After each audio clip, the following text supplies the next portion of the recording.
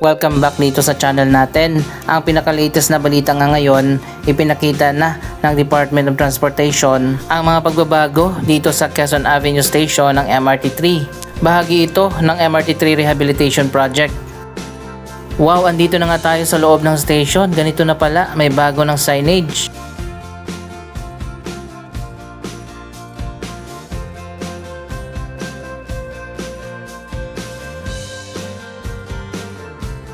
Dito naman sa platform, mas kumintab na sa ngayon. Mapapansin naman natin na magkakaroon na nga ng window sa magkabilang side ng station. Dati kasi, di ba, open air lang yan. May mga bagong markers din dito sa platform.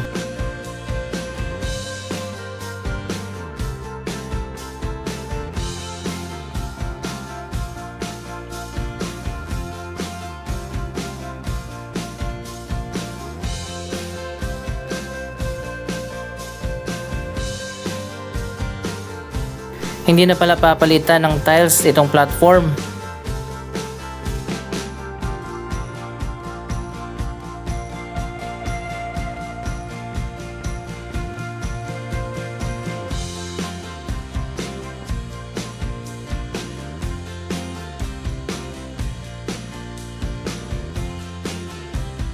So ayun guys, hindi pa tapos itong window, magkakaroon pa ng mga glass dyan.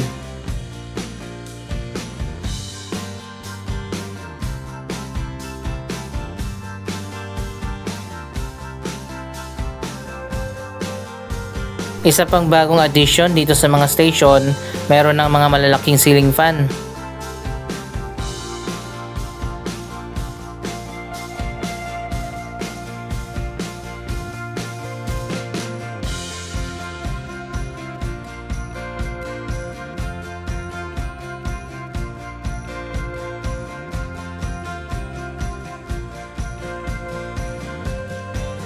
Sana lang dagdagan yung mga ceiling fan kasi nga sobrang init na dito. Kapag nagkaroon na nga ng window dyan kasi sarado na, hindi na open air.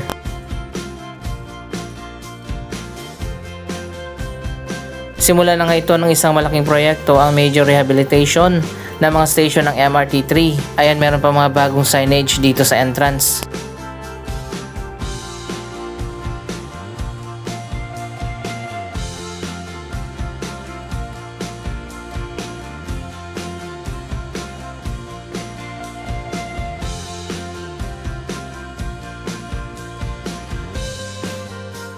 Isang malaking pagbabago, ito na nga ang magiging bagong kulay ng mga station. So ayun guys, tapos na nga pagpipintura dito sa mga hagdanan.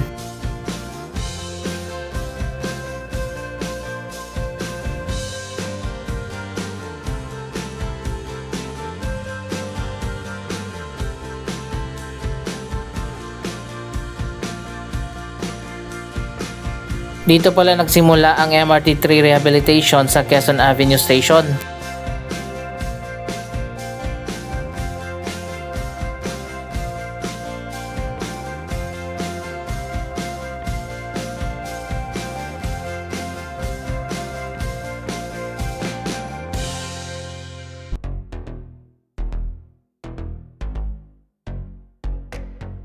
Ibig sabihin ganito na ang magiging itsura ng mga station kapag na-rehabilitate na.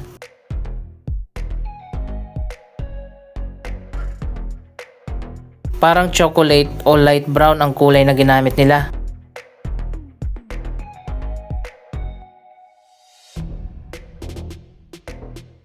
Siguro sa tingin ko para less maintenance na rin, kaya ito ang napili na kulay. Ang dating kulay ng mga station ay kulay white. Masyadong halata yung mga dumi, kaya naman kinukuskus pa ng mga janitor. Pero pag ganito siguro, less maintenance na. Hindi na masyadong visible yung mga dumi.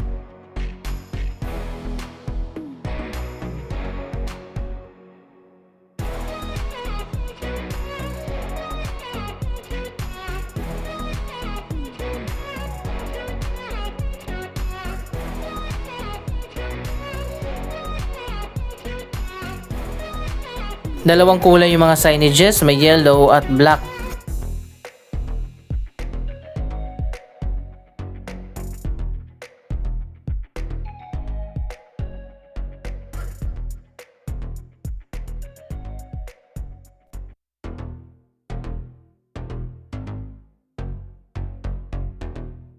Itinuloy na nga ngayong 2026 ang MRT3 rehabilitation. In-approve na ng Japan ang 8.2 billion na loan na gagamitin sa rehabilitation ng mga station ng MRT3.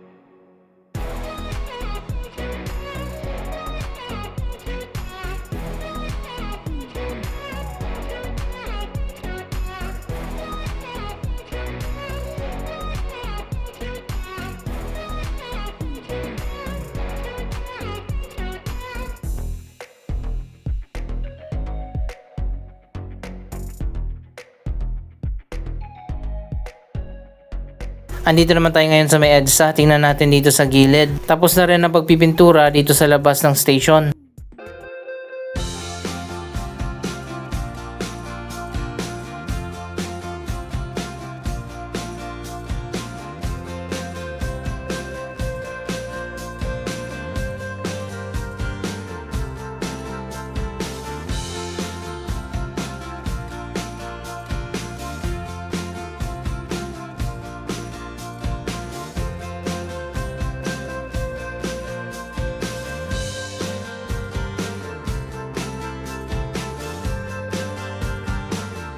Hindi pa tapos ang rehabilitation dito sa Quezon Avenue Station.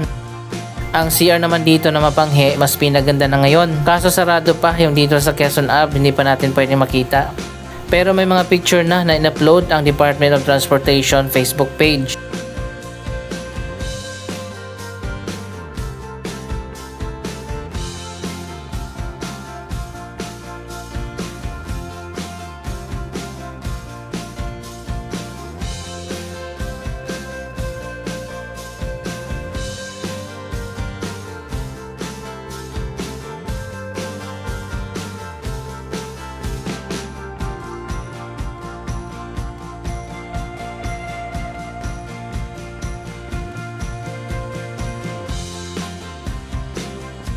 So ayun guys, ganito na nga ang magiging itsura ng mga station ng MRT3.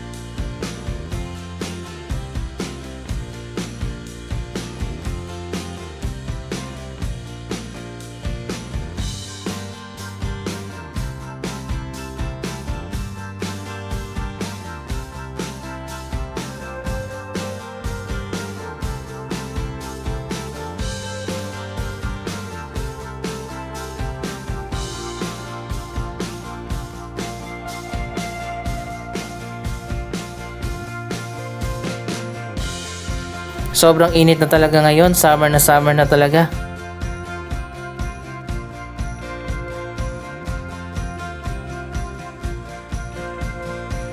Tatawid naman tayo dun sa kabilang side ng station, tingnan natin.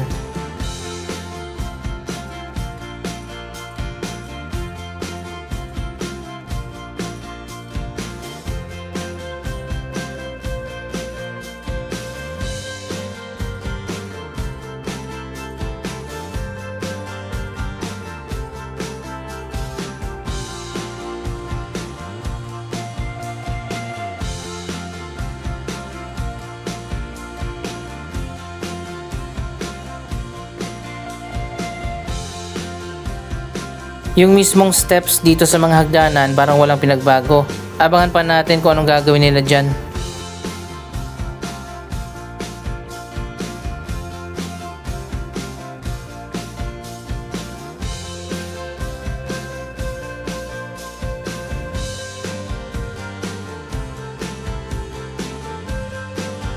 Ganon din pala dito sa elevated walkway sa taas ng station na pinturahan na rin.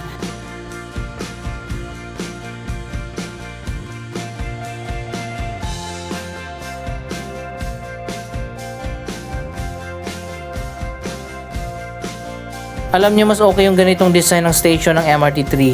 Mas madali ka na makatawid papunta doon sa kabilang side. Yung ibang station kasi walang ganito.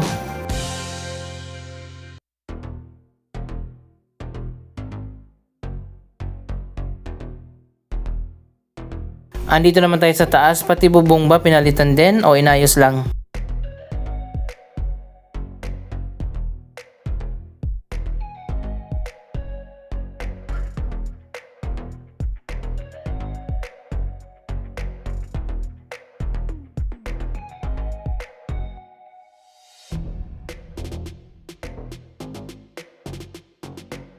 Parang milk chocolate ang kulay ng MRT.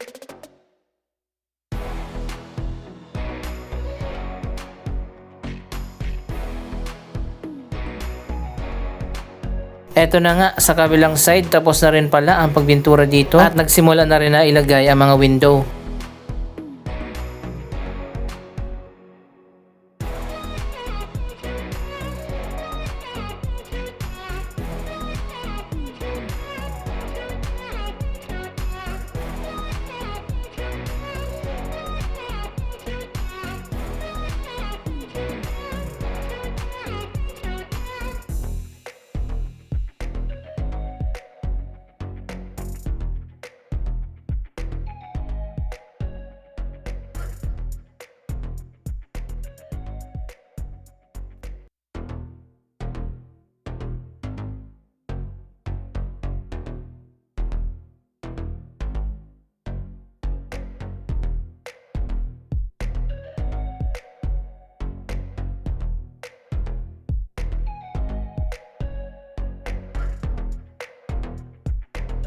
Siguro sa tingin ko sa una lang tayo maninibago.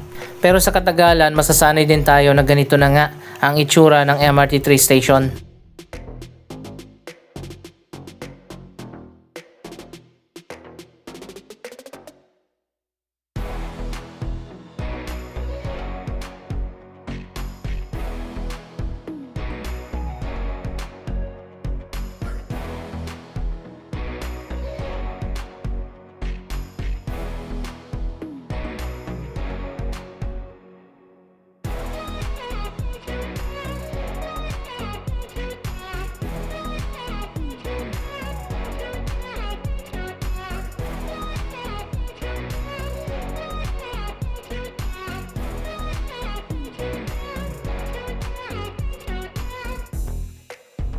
Bakit kaya dito sa Quezon Avenue nagsimula at hindi doon sa North Avenue Station?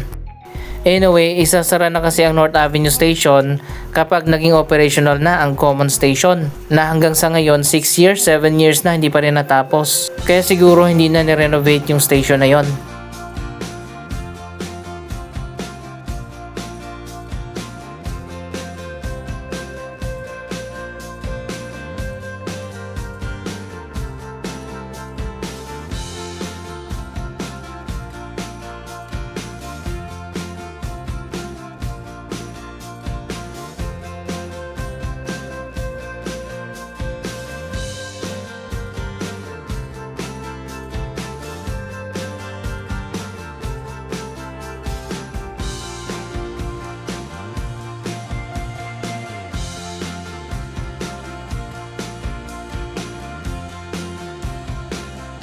Balik tayo dito sa loob ng station. This time dito naman tayo sa kabilang side. Dito hindi pa napalitan yung signage.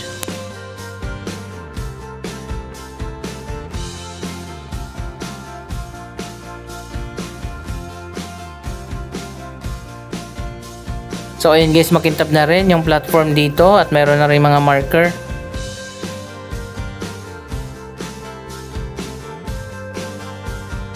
Sana nga madagdagan pa ng maraming fan dito sa station, lalo na ngayong summer, sobrang init.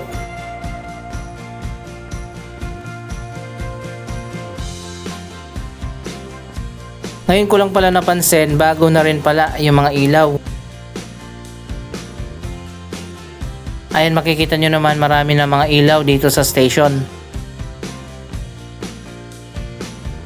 Anyway, anong masasabi nyo sa transformation ng MRT3? Mag-comment lamang dyan sa baba ng inyong mga reaksyon.